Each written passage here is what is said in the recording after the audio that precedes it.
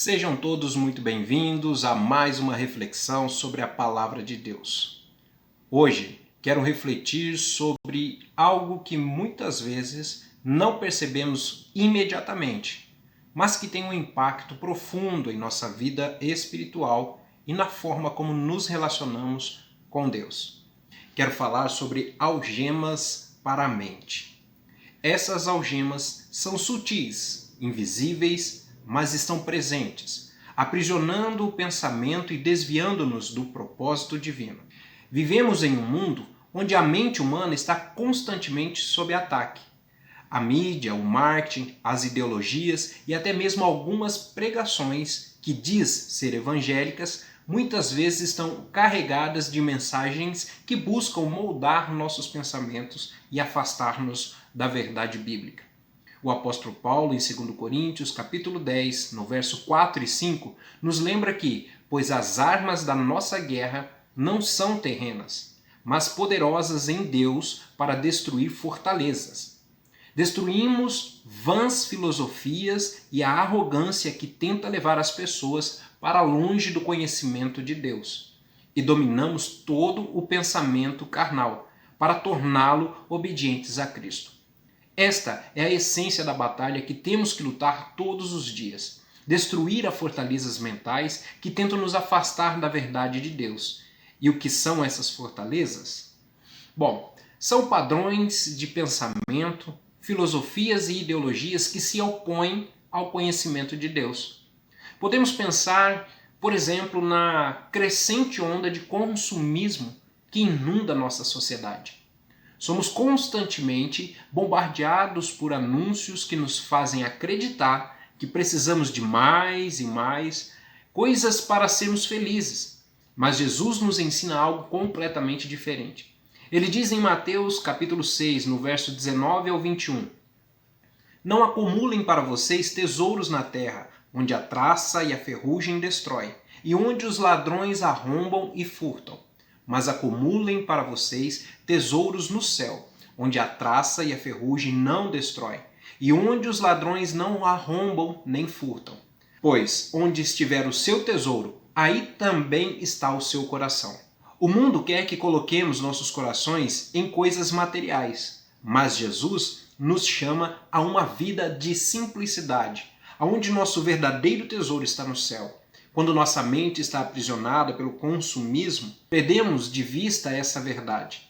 As algemas da mente nos impedem de ver que, em Cristo, já temos tudo o que precisamos. Outra área em que vemos essa algema é no vício. O alcoolismo, as drogas, jogos de apostas e outros, por exemplo. Não é apenas uma luta física, mas também uma batalha mental e espiritual. A mente viciada encontra desculpas para continuar no pecado, mas a palavra de Deus nos chama à sobriedade e vigilância. Em 1 Pedro, capítulo 5, no verso 8, somos advertidos: estejam alertas e vigiem. O diabo, inimigo de vocês, anda ao redor como um leão, rugindo, procurando a quem possa devorar.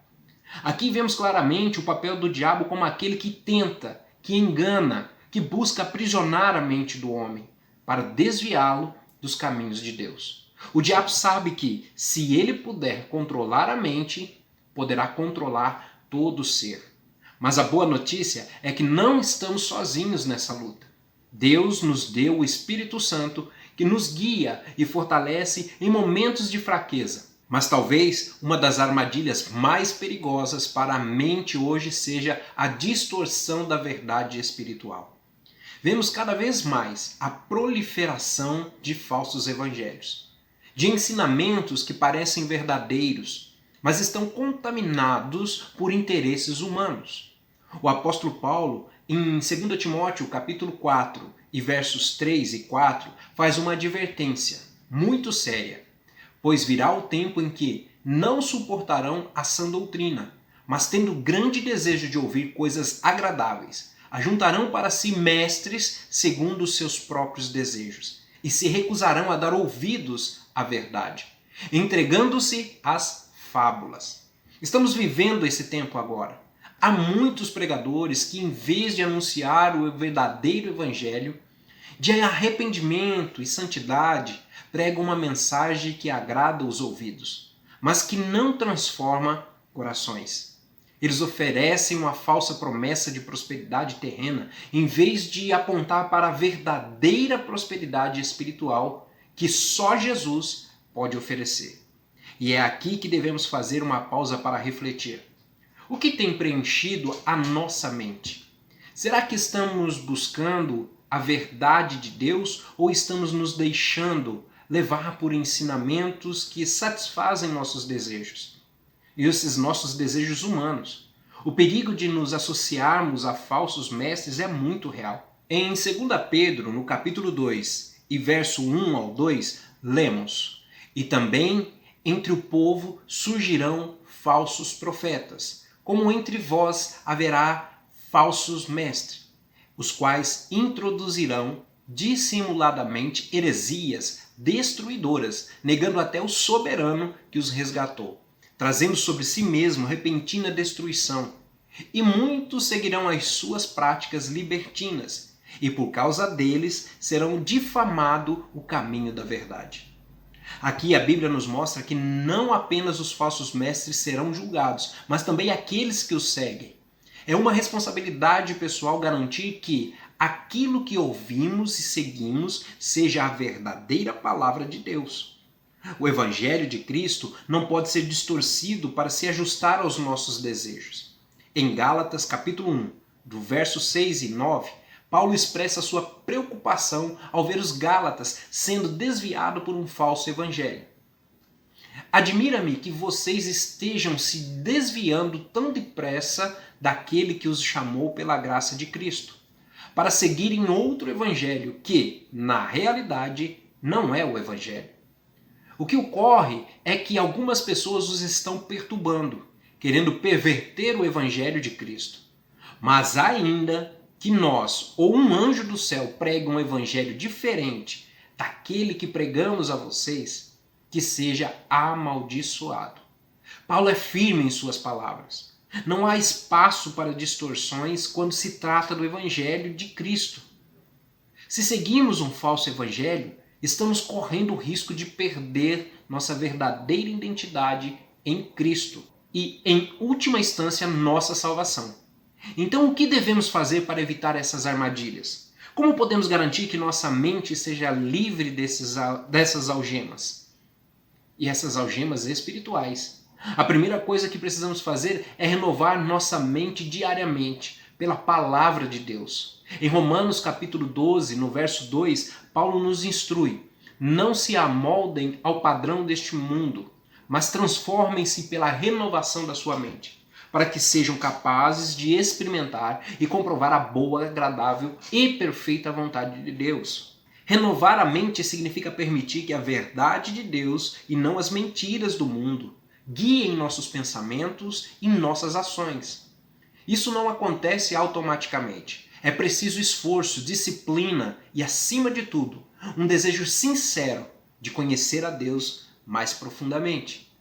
Além disso, devemos estar atentos aos falsos mestres e ensinamentos. Em Mateus capítulo 7, versos 15 a 16, Jesus nos adverte: cuidado com os falsos profetas. Eles vêm a vocês vestidos de peles de ovelhas, mas por dentro são lobos devoradores. Vocês os reconhecerão pelos frutos.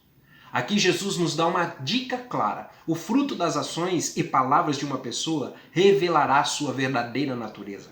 Não basta que alguém tenha uma aparência piedosa ou fale palavras bonitas. Devemos olhar para o fruto de suas vidas e ensinamentos. Se esse fruto não estiver alinhado com o caráter de Cristo, devemos nos afastar. Por fim, precisamos cultivar uma mente submissa ao Espírito Santo. Em 1 Coríntios, no capítulo 2 e verso 16, Paulo nos lembra que temos a mente de Cristo. Ter a mente de Cristo significa permitir que o Espírito Santo nos guie em todas as áreas da vida. Não podemos confiar apenas em nossa própria sabedoria ou discernimento. Precisamos depender do Espírito de Deus para nos ajudar a distinguir a verdade da mentira. A batalha pela mente é real e intensa. O inimigo de nossas almas, Satanás, sabe que se ele puder controlar a nossa mente, poderá controlar nossas ações. Mas Deus, em sua infinita graça, nos deu as ferramentas para vencermos essa batalha. Precisamos proteger nossa mente com a verdade da palavra de Deus, rejeitar os falsos ensinamentos e nos submeter diariamente ao Espírito Santo. Que cada um de nós possa estar vigilante e alerta, levando cativo todo pensamento à obediência de Cristo. E que ao fazermos isso, possamos experimentar a liberdade e a paz que vem de uma mente guiada pela verdade de Deus. Amém.